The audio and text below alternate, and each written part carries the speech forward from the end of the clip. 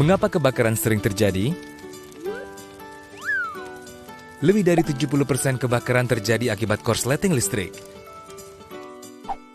Padahal, jika terjadi korsleting listrik, Sekring atau MCB akan otomatis memutus arus listrik sehingga tidak menimbulkan kebakaran.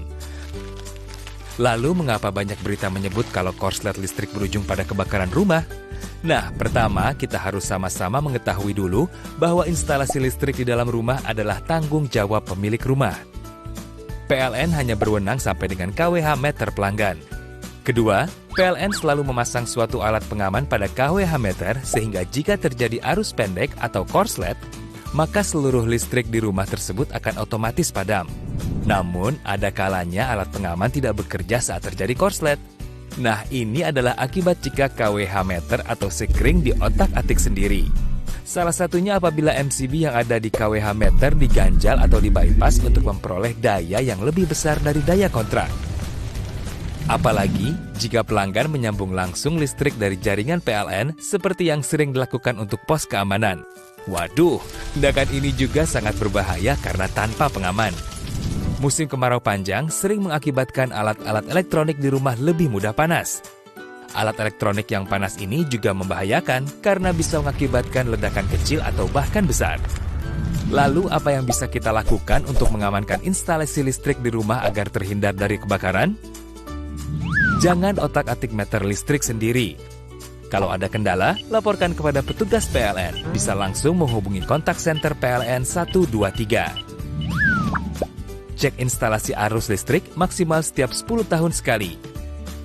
Jangan sampai ada kabel rusak karena panas atau karena digigit tikus atau karena alasan lain. Serahkan kepada pekerja instalatir yang paham instalasi listrik rumah. Cek steker di rumah Anda. Jika sudah terdapat warna kehitaman di sekitarnya, segeralah ganti. Jangan menumpuk steker secara berlebihan karena akan menimbulkan panas berlebihan dan berpotensi menimbulkan kebakaran. Gunakan peralatan listrik yang berkualitas. Jangan terkecoh harga yang murah padahal kualitasnya rendah.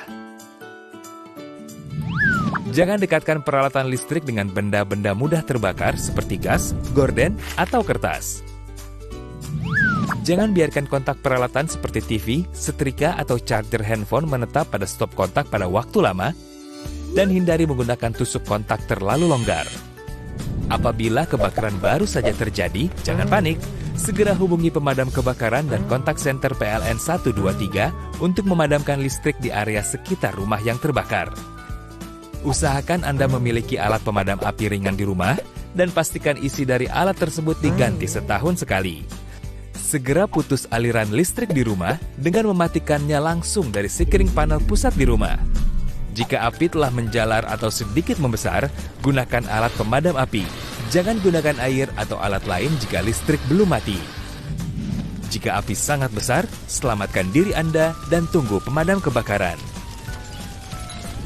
Nah, jika setelah listrik di rumah aman, maka kita akan terhindar dari bahaya kebakaran. Yuk, peduli instalasi listrik di rumah kita.